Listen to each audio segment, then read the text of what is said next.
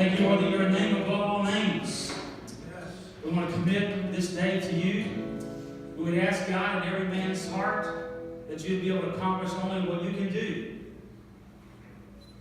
May our thought process include the phrase, yes, I will.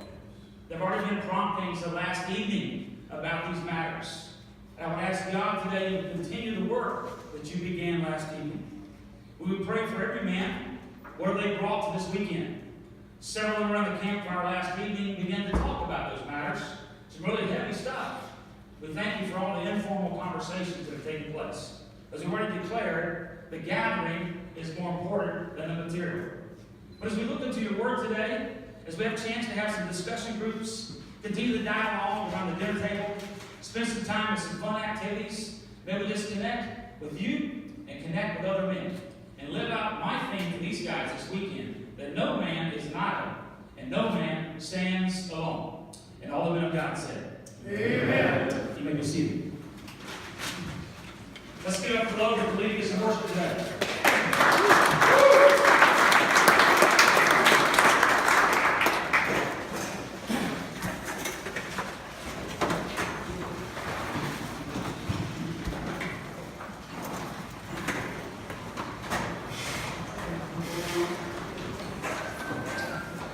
Last evening, we had two guys who stood up as veterans of our armed forces, and I had a good conversation with Clint about his involvement in the Marine Corps. I want to ask those two guys to join me up front as we begin today's session.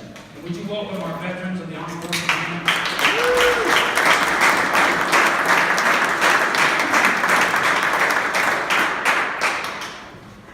In case somebody misunderstood that question last evening, you're welcome to join us as well. If you've ever served in our military, specifically want to acknowledge David and Clint. I mentioned last evening about our message tomorrow, Advancing the Battle, when we get back to the congregation. And the prayer huddle we just demonstrated with you will be the last thing to conclude both at 9:15 and then when hopefully you arrive at 11 o'clock. I want all those guys who are back on the church campus to feel a part of this weekend. Though they were not able to join us due to scheduling conflicts, or in many cases, as I talked about last night, the guy who's disinterested. He's not going to come with us weekend. He's not going to travel to a small group. His wife is longing for him to experience something like this. That is my target audience when I go back on Sunday. There's 150 guys, maybe up to 200, that are in that category. And I'm longing to go back and see one of those guys touched by God. And for them to join you in the prayer huddle will make them feel included. And to say, guess what? I missed out on an opportunity this past weekend, but I won't miss out on the next opportunity. And so it'll be a chance for you to include them marching on. But I told you about this Advancing the Battle theme for our ministry this particular year comes from the 75th anniversary of D-Day. Later on this day, I will tell you about the story of the Bedford Boys and their role that they played on June 6, 1944. And if you're any historian at all, you know the significance of that occasion. As General Dwight D. Eisenhower and others planned a strategy to invade the beaches of Normandy.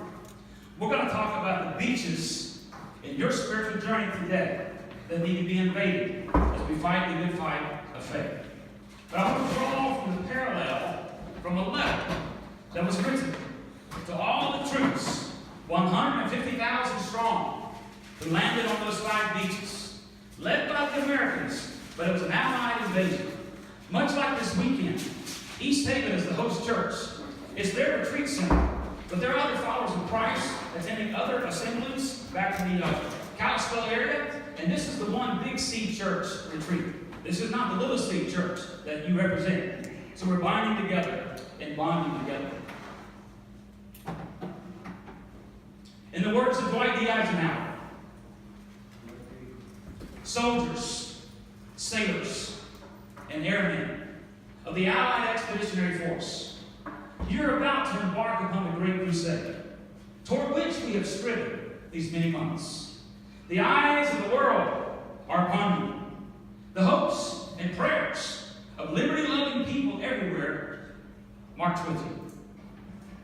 In company with our brave allies and brothers in arms on other fronts, you will bring about the destruction of the German war machine, the elimination of Nazi tyranny over the oppressed peoples of Europe, security for ourselves in a free world.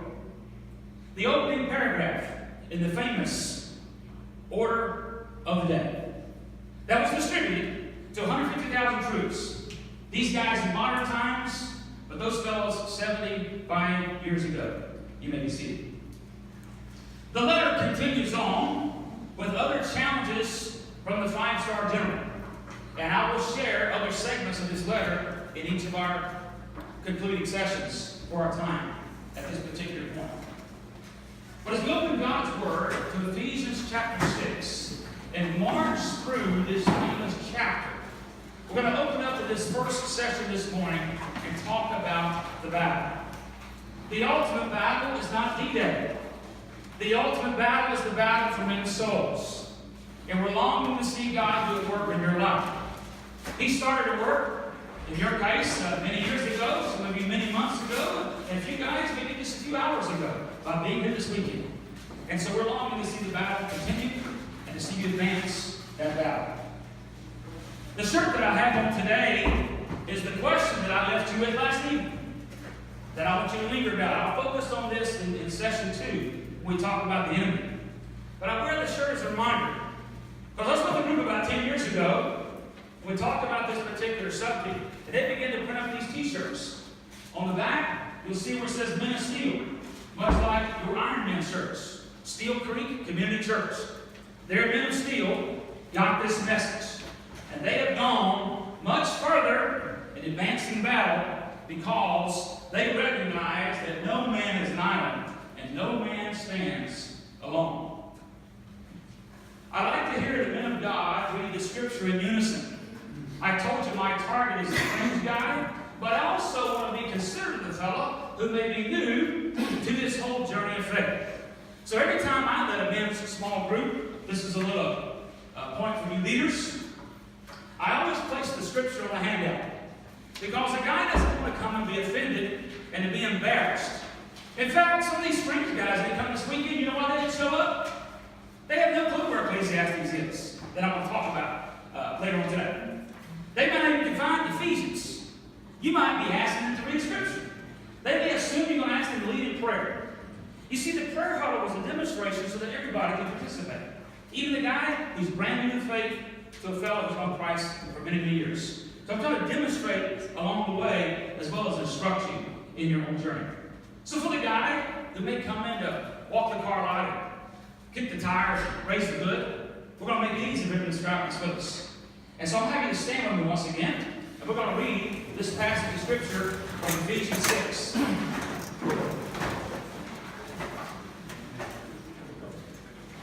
The passage has 3 key phrases that we'll teach about, but the words in italics make up the verse. So if you read from the handouts with the same translation, if you have a copy of the scriptures, that's fine, you have it for reference. But if you read from the handout, that way we'll all be on the same page and using the same translation. Read together with me. In conclusion, be strong in the Lord and in the power of His might. Once again, in conclusion, be strong in the Lord and in the power of His might.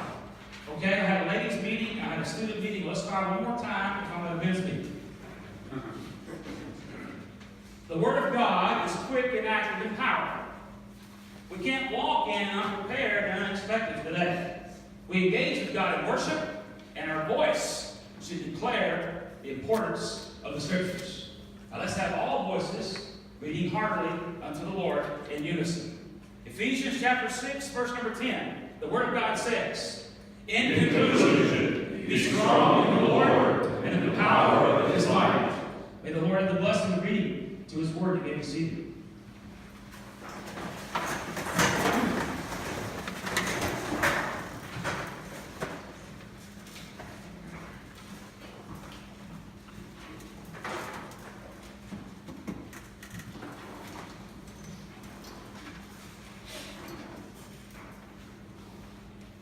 Scriptural engagement without biblical community will produce scholarship. Biblical community without scriptural engagement will produce fellowship. But when the written word and the living word are served up in balance true discipleship takes place. I'm going to share some concepts as we work our way through Ephesians chapter 6. But I didn't bring a dump truck here and offload a bunch of silt to overwhelm you. One of the most important things that's going to happen throughout the rest of this day is when we break out and you have a chance to dissect some of these concepts. And what is the life application point to you? Around the campfire last evening, it was worth coming 2,000 miles to hear some guys lay a few baseball cards on the table. I arrived early to be able to be a facilitator, get to know some guys, and then as a few fellows began to gather, I just tossed this out there. No obligation, just an invitation. I said, what brings you here this weekend? At what point in your life do you need to hear from God? And guys shared some very, very, very transparent, authentic aspects of their journey of faith. It was worth me flying here 2,000 miles to stand around that campfire last evening. We concluded with a prayer huddle for about 15 of us. It was an amazing example. I awakened at 5 o'clock this morning. I'm still on East Coast time. I'm not really an early riser. But God began to marinate in me what those guys were sharing. I came back to my room. I'm staying alone. I love to interact with you. I'd love to have you on my hiking trip today. We can share some more details. We're just going to give you some cliff notes. So you'll do some drill downs. Include some of you guys that asked questions around the campfire last evening. I'd love to go and take you on my hike later today. And we'll do about an hour's worth of hike, so you still got all the other stuff. It won't be in opposition to those. So go skeet shooting or whatever. We'll choose a mid-afternoon hike. Spend an hour Q&A with Coach K. Just informal times. But I awakened this morning reflecting on what was being shared. And I looked back over my notes about those 10 topics. And part of me wanted to come in here and say, fellas, I've given you the handout. We're going to have us an indoor campfire. Remember last night was the locker room? Okay, today the theme is the campfire. That's why the tables are set like this. That's why the prayer huddle keeps God at the center of what's taking place. But I want to challenge you guys that are heavy in the Bible study, that if all we do is declare the Word of God today, and we don't have a chance to go and practice life application, we're producing scholars. And I didn't come here to produce scholarship this weekend. What happens around the campfire, in the discussion groups, what happens around the literal campfire, and as you march over to life, I love the symbolism of this room. As I went back this morning to put my foxhole shirt on after meeting the Lord at sunrise, fantastic opportunity out there. Now, I was walking back down across the crosswalk, and I could look into the room, and you guys have gathered. You're experiencing biblical community, so I want to commend you for that, okay? I want you to value that. It's not like, okay, now we're starting the session. No. The retreat began when you awakened, you came here and broke some bread with some people. And had a chance to have a cup of coffee. And one guy ventured out there. I was praying for all of you see one guy here to me this morning that I can chat with and get to know. And he talked about an issue that he gave me permission to share generically in session 2 when we talk about the enemy. But the most important thing, not just this weekend, but as you march through life, as you practice the living Word, how does this apply to you? How does it get fleshed out as you go forward in your faith? And there must be a balance. Guys all across America are so interested in getting guys into a 90-minute content session. And yet they would never come and spend time around a campfire. They would never go skeet shooting. They wouldn't go to a Clemson Tiger football game or some other activity where I experienced the ministry of hanging out. And God showed up at Glacier National Park with 4 guys who joined me the other day on a prayer walk. And God showed up around that campfire last evening. On page 16, by the way, go into your battle plan. On page 16, this was referred to earlier, but I want to make it a highlight for you again. I mentioned going to 22 Promise Keepers conferences and having a chance to be exposed to tremendous speakers who challenged me. You need to have a good journal, a good chronicle of how God prompts you. Who did you meet yesterday? It was a divine appointment. Maybe a new guy in the church, maybe a guy from another church, maybe some other person. Okay? Who did you meet? When or where did God show up? And then what's one thing you can contemplate from last evening? You need a Friday night takeaway. You need a Saturday morning takeaway. You need a Saturday evening takeaway. And then I'll just go on Sunday. Just like 4 quarters of a football game. And so I hope that all of you will make a commitment to come and join us at 11 o'clock. That's going to wrap it up tomorrow for service. I know you'll be tired, and you might want to just linger and enjoy the outdoors. And that's fine if God chooses to have you do that. I'm not making you feel obligated at all. But I'm just giving you an invitation to come back and join me to reach some of these guys who are not here. And we're going to reach those guys through the living word. So, there's a balance between the two. Ephesians 6 gives us this overview as Paul is challenging the church of Ephesus at this particular time. And he begins to describe the battle scene by saying, in conclusion. That first phrase is crucial because it signifies Paul in all his writings would frequently say it this way, I'm going to get all the doctrine shared, then it's going to become very personal. You see, throughout Ephesians, he's talking about being in Christ. That's one of the key phrases mentioned 18 times as you go through the entire text. But when he gets to chapter 6, that's his fireside chat. He would have been out there on that campfire last evening, and as I listened to all those guys, and then Justin teed me up then, Coach, you want to close out with any thought? And I just gave a summary statement of what I was experiencing and observing and listening. Applauding the guys for their transparency, laying some cards at the table, and then having a chance to say, okay, Lord, we're going to commit this to you. Not going to solve all the problems of the world this weekend, but we must recognize we're in a battle. So, I sense that in the room. I sense that when you guys being here, that's tremendous. And so Paul as well, in this particular time period, said, my last comment to you, in conclusion, is to do what? What's the word, class? Be what? Strong in the Lord. Now, when we think about being strong for the Lord, I think about my dad being a part of the U.S. Navy. He was in the Korean War on board the USS Colony, which is from your state, by the way. So there's my connection. And the last thing I ever did with my father before the Lord took him home was to tour the USS North Carolina. BB-55, World War II battleship, Cape Fear River, Wilmington, North Carolina. I'll be there in June when I do a leadership summit. We're going to 5 military sites for an entire week, culminating by going to Bedford, Virginia, to be with the culmination of the 75th anniversary, the final salute for the D-Day survivors. But we're going to tour the battleship on day 2 of our 5-day tour with leaders that will be coming in from around the country.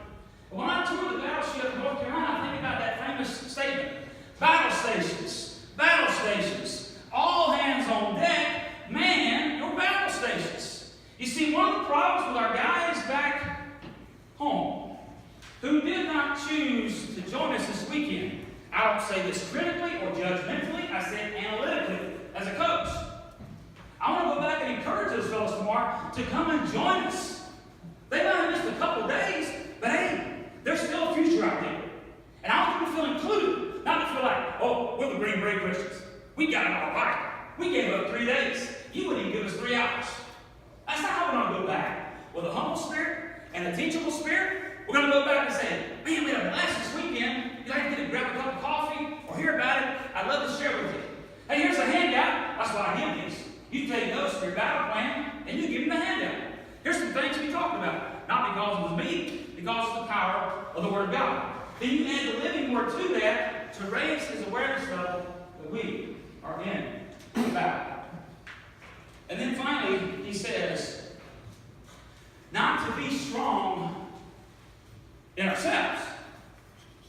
Not to be strong when we're in church.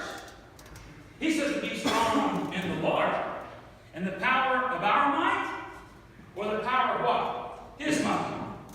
Who do you draw strength from for empowerment? Who are you looking to? Another translator says this, last of all, I want to remind you that your strength must come from the Lord's mighty power within you. The guys who shared openly around the campfire, and I'm sure if I've been at some of your little huddles or gatherings, coffee cup conversations this morning, similar stuff would be happening. I can read an audience. I have spiritual discernment that God has given me, and mainly from my coaching background. I kind of walk into a locker room and see these guys are ready to play. Hey, I'm ready to take the hill with you guys. I'm ready to go play somebody today because I sense that many of you, maybe not all of you, but many of you are all in, are longing to become all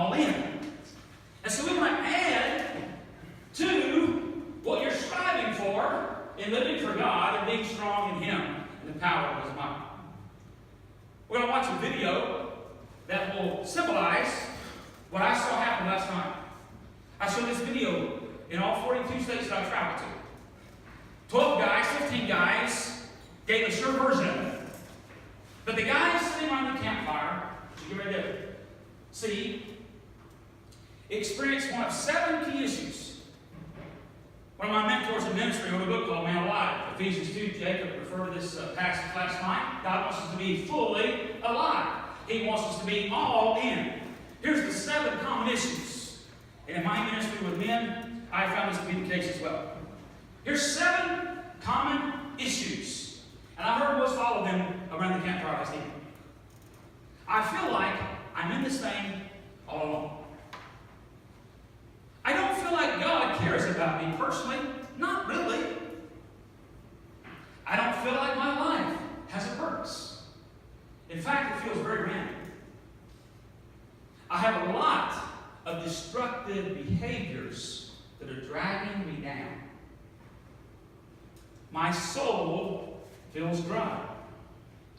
My most important relationships are not working. That was the number 1 issue last evening. Broken relationships, severed relationships, woundedness, a lot of pieces spread out. But I'll remind you that God's in the broken piece business. And He wants to put some of those pieces back together. Maybe a few this weekend, maybe a few next month, as you march on the block. And then finally, I don't feel like I'm doing anything that will make a difference and leave the world a better place. I give a survey when I spend my time on that particular topic for the weekend. We have the guys take a survey at the beginning. I ask them, now, what are your 3 issues of that list of 7? If you're interested, send me an email, Coach K, MVP, like most valuable player, @gmail.com. And I'll send that list to you. You can look that over and do your own personal inventory. Coach K, MVP, @gmail.com. I'm sharing with you some other things beyond that handout this weekend. So, hey, if something strikes a chord with you, then you ask me, hey, can you send me those notes on prayer? Can you send me those notes on marital harmony?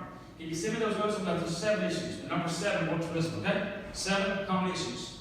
And you reflect on that and get a chance to review them. We must recognize we're in the battle. Let's watch the video.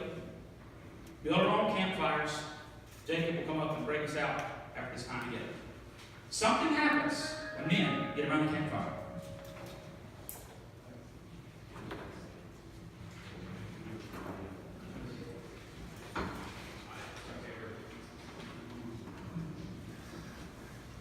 Charles Cooper.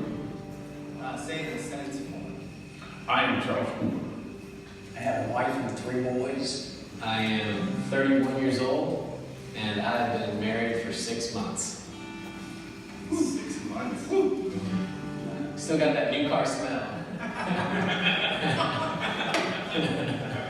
I've been married for 40 years, longer than most of these guys have been alive. I've got some great memories, and the moment of my son being born is an amazing moment, but all those things, it goes back to meeting my wife.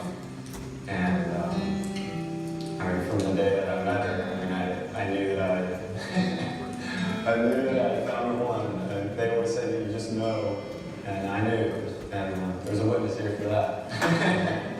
Without a doubt, the happiest moment in my life was to witness the birth of my daughter. I felt like I was God for a few moments because I created life, and that life reflected me. I saw myself since in drag for the first time, and I looked at my own daughter because her face was exactly mine. And it was probably the most powerful moment that I ever had.